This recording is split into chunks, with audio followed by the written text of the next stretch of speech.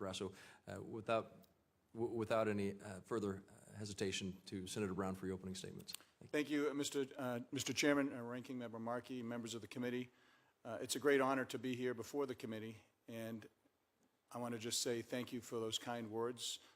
Obviously, big shoes to fill with the prior ambassador, and obviously to fulfill your expectations as well. I want to thank President Trump for giving me the opportunity to represent the interests of the United States of America in these two wonderful countries.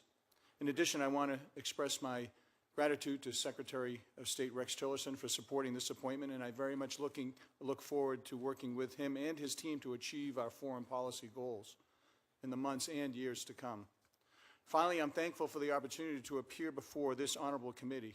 As a former member of this body, I want to say thank you to my Republican colleagues who have previously voiced their support, and I also want to thank Senator Shaheen, Senator Markey, Senator Warren, and Senator Hassan for their early indication of support. It means a tremendous amount to me and my family.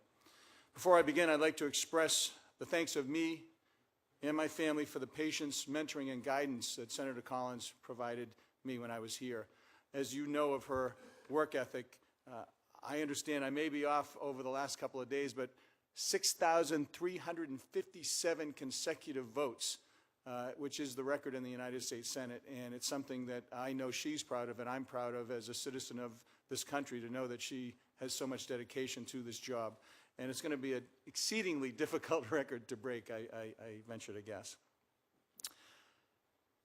I joined the military 35 years ago when I was 19 years old, and during that time in the military, starting as an enlisted man and working my way up the ranks as an infantry officer, quartermaster officer, JAG officer, retired recently as the rank of colonel, as was referenced by the senator. The last 4 years, while being a senator, I also worked in the Pentagon as a deputy to the chief counsel for one of the Joint Chiefs. And it was one of the most enjoyable, uplifting experiences of my military career, to be there in the hub of the action, to basically be there and work hand in hand with one of the Joint Chiefs and his team.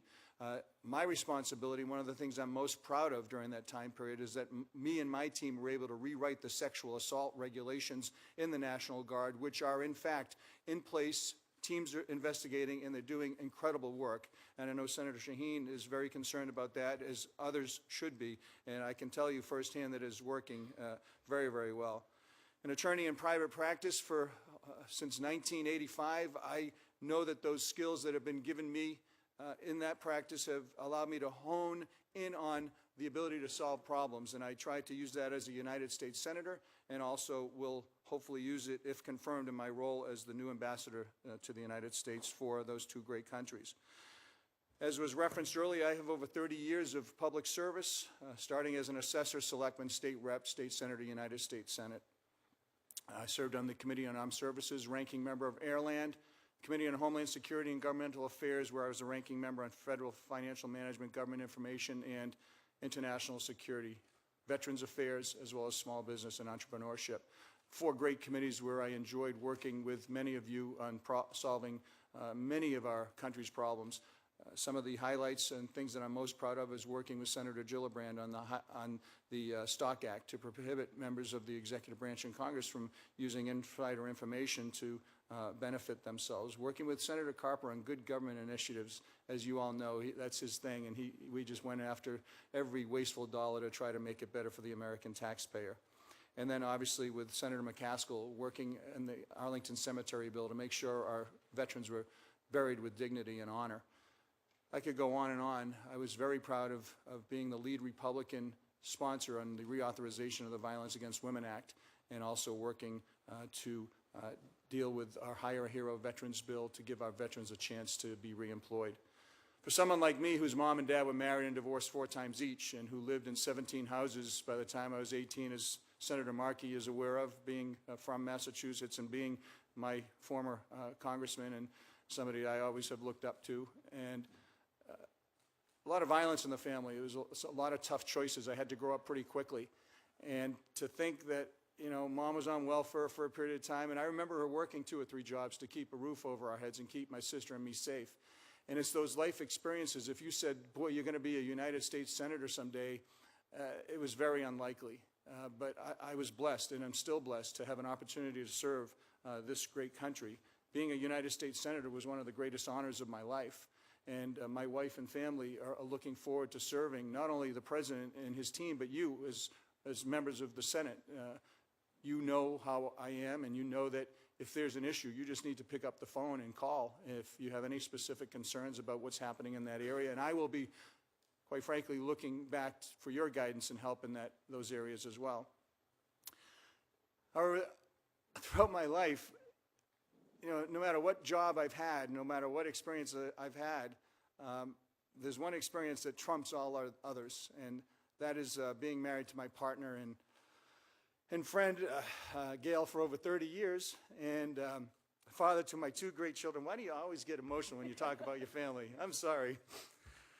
Ayla's here. She came in from Nashville. She's a successful music singer in Nashville, and she's here with her friend Rob, and appreciate them coming. Ariana is here somewhere. Ariana is in her 4th year at Cornell Vet School. She took time off from her surgical rotations to come down, and her husband Jimmy is here. He works for the Justice Department for 4 years, and he is going to be in the new class of the FBI Academy, so we're very proud of each and every one of our family members.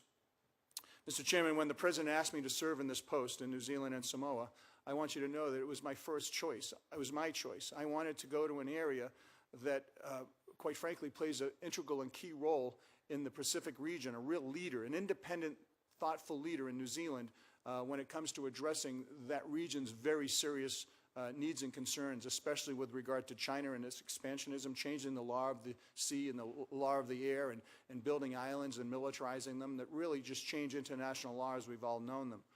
And in addition to that, North Korea, the belligerents and the constant testing of missiles. New Zealand plays a very key role as a member of the Five Eyes intelligence network to not only share information with our other partners, but also in the war on terror, leading up to not only side by side helping us in the war against terror, but also dealing in humanitarian efforts to make other people's lives better and more fulfilling. New Zealand has always been an unwavering friend and partner to the United States, as evidenced by the fact that they have men and women who have served and have lost life and limb in the battle against terror. Right now, they're our 10th partner when it comes to dealing with ISIS and that battle that really needs to be taken on a worldwide basis. Their efforts to help reconstruct and train in Iraq the police and military forces is amazing, and they need to be commended. And I want to thank the citizens of New Zealand and the men and women who have served in that effort. I've had the opportunity to visit China, Taiwan, and Japan, and visiting those places, as well as my cumulative experience, not only in this body, but in other bodies, has given me a solid understanding of the region. And we talked about the expansionism of China, the belligerence of North Carolina, North Korea, and what they're doing. These are important areas in which we need to really stay focused and work with our friends in that region, and certainly New Zealand is one of those friends. And just as there are challenges in the Pacific region, there are amazing opportunities. I believe that notwithstanding what's happening with TPP, that there are amazing opportunities to increase trade, to increase security operations, work in training exercises with our military, work on cybersecurity, Senator, which I know you're very concerned about in that region, as evidenced by what happened recently.